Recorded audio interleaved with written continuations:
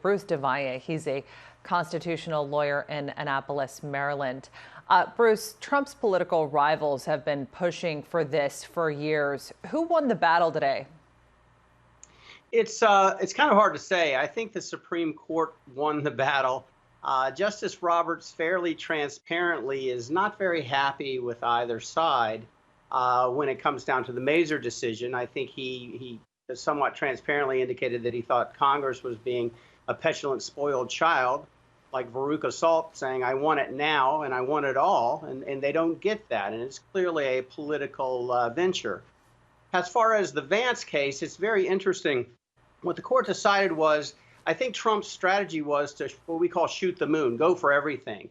He basically said what a lot of presidents try to say, and they invariably end up being wrong, is that I'm immune. I don't have to comply with that law. And the Supreme Court today very clearly said, no, you're not immune. Even the dissent said, no, you're not immune. The question becomes, how are these records treated? What do we do next? And I think that's where the seed, the root of this decision lies. As you just touched on, Trump hasn't been winning with the Supreme Court lately with a number of rulings that have not tipped in his favor. What have we learned in all of this from Trump's appointees? Well, I think what we've learned is they're doing their job. They're doing what they're supposed to do. I think invariably most presidents throughout history have not got what they say they paid for. One of the most liberal justices to ever be on the court was Justice Brennan, and he was appointed to be a very conservative judge. It didn't turn out that way. So I think what we have, and as Americans in the world, can take some confidence in the fact that they're doing their job. They're deciding these matters how they should be decided. Now, in the case of the New York subpoena, it's very interesting. What the court said is that you're not above the law.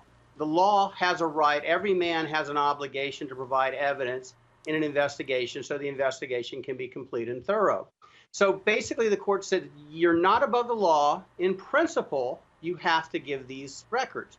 But in reality, what's going to happen is the court sent it back down to the state courts, and President Trump has the rights that every other person has to object to these requests and say, no, that's overbroad, no, that's not relevant, no, that's burdensome. But he also retains an objection that no one else has, which is objections based upon constitutional issues and presidential issues. And one of the things that I find absolutely fascinating is that the Manhattan District Attorney, Mr. Vance, Cyrus Vance Jr., his dad was Attorney General, I believe, under Carter. What he's looking for, apparently, upon information and belief, is evidence of payments for relationships with Stormy Daniels and Karen McDougal, the Playboy and the porn star. And what I find absolutely fascinating is, transparently, those are federal crimes. So even if Mr. Vance gets this evidence and he pursues this investigation, he can't bring a federal prosecution. He's not investigating, or at least it seems that he's not investigating a state crime, because that's not a state crime. So it's a little odd to me that both he and Congress appear to be looking for the same thing, and what Mr. Vance may get, he can't use, and what Congress cannot get, they can't use. And once again, I want to caution that the grand jury in New York, I believe, is about a month they sit, which is very odd. So this grand jury may not even be in session when this thing gets heard through.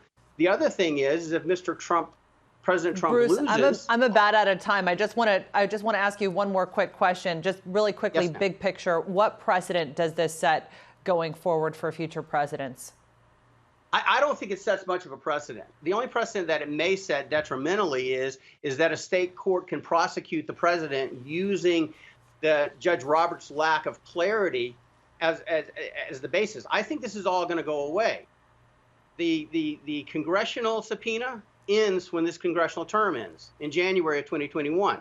This grand jury will probably not be around by the time these records get hashed through, and President Trump may not be around, and they can't indict him while he's sitting in office. So if he gets reelected, nothing can happen.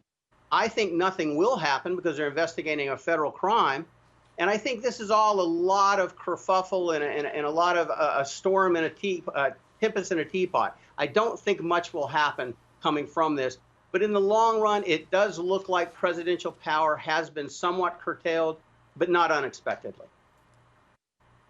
Bruce DelValle, great to have you back. Thanks for your analysis as always.